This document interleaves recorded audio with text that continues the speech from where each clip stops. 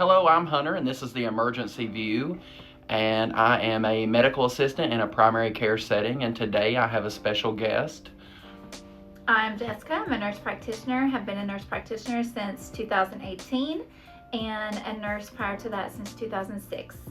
So, this is episode 1, and we're talking about why primary care matters. Can you explain to them what primary care is and why it's important? So, primary care is a coordinator of sorts. We are also an advocate for patients. Why is primary care the first line of defense for patients? Well, as first line defense, we want to prevent things from happening. Okay. And we also want to promote health. All right. How are regular checkups and continued care a preventative for emergencies for patients? Well, because if you're doing regular screenings, we can detect diabetes. Okay. We can detect heart disease. We can detect conditions that would increase your chances of getting broken bones, such as osteoporosis. Okay. Monitoring for things such as thyroid conditions. Okay.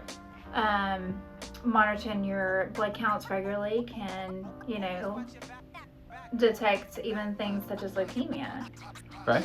Before the patient becomes really symptomatic. So explain to me why provider-patient relationships are so important in your own words. Well, you have to establish rapport with somebody so they feel comfortable in talking about personal things. Sometimes, they can be having symptoms that they might be embarrassed to talk to you about. And if you don't have that rapport with them or provide an environment in which they feel safe, then they may not want to talk about those things. And those things could be alarming. It could be, they could have an abscess, that could make them very sick very quickly. They could have a disease going on that they don't even realize. Everybody's understanding of health is different. Mm-hmm. And so, you have to have somebody that you're able to talk to, and you have to have a provider that will listen to you. Okay. Let's talk about breaking down misconceptions in primary care. So, for an example, I only go to the doctor when I'm sick, or primary care is just for referrals.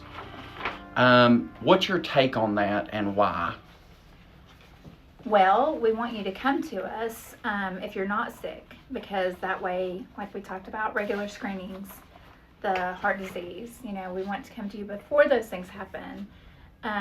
We want to help you if you're worried about weight gain, obesity. We want to, for you to come with us if you're having, symptoms that could be related to hormone deficiencies. We're more than just coming to us if you're sick or not. We're trying to get to you before you get sick, while we also treat you while you're sick, but we also coordinate care with specialists if you have to be referred out to somebody.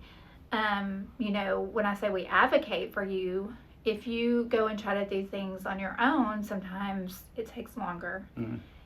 And if there's something really serious going on, we need to be the go-between, to get a hold of that specialist to get you in seen sooner. Okay. What about the famous, I don't need it if I'm young and healthy? That one's one that I hear often when we're dealing with younger patients in primary care.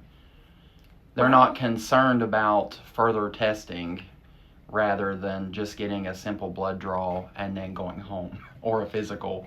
Well, and everything doesn't have to be done if you are young and healthy. But, let's go ahead and get a baseline on you and make sure that, that there's not something going on that you don't know about. Right. And then we don't have to see you as frequently, but at least get some baseline and then at least be established somewhere, so that way if something does happen, then you have somebody to reach out to. You have somebody, to call if something's going on, or if you need something very quickly. Okay. There's colon cancer, screenings that we recommend, pap smears for women. In primary care, we also, We do transgender. Affirming care. Transgender affirming care. We, somebody may be having some anxiety. It's anxiety management. Absolutely. As we move on, there'll be more topics. And if you're watching and there's a topic that you want covered, comment that, because Jessica will be doing videos periodically with me as I work with her, as well as a couple other providers. And then if there are things that you want covered, we definitely can cover those as well. So stay tuned for like chronic illness management, mental health and healthcare, substance abuse awareness. Environmental illnesses such as the tick-borne illnesses. That'll be a big one, yeah. So your health journey doesn't start in the ER. It starts with understanding your body and your choices and your care. So if you're not established with a primary care physician or somebody that's managing you, I definitely recommend that you do so. You have anything to add? I do. A common misconception that many people have is that when they go to the hospital, that when they're released, that everything's okay.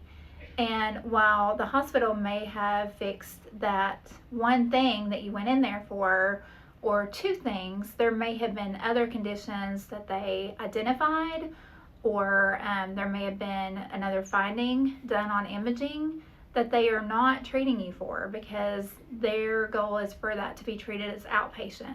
So that's another reason that primary care is very, very important. And again, cancer screenings, routine cancer screenings. I think that that's something that people don't take seriously, is all of the things that they should follow up with. Well, sometimes it's scary and it's intimidating. It is scary. And also, while we're on the topic of primary care, if you do not have insurance, there hopefully in your area is free health clinics that you all can visit. I know we have that around here.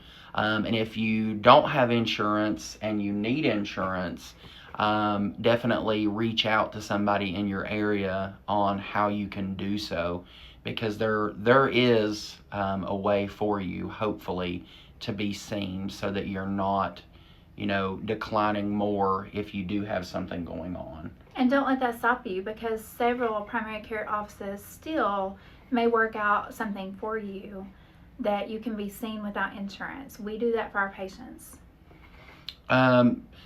If you want to, like, comment, subscribe. There'll be more topics coming soon. And like I said before, if there's a certain topic that you want to hear about, please comment it. We definitely can make a video on it as this continues. Thank you, Jessica, for speaking with them. Thanks, Hunter, for having me. You did great. So again, this is the Emergency View, and we will see you next time. We'll talk to you later.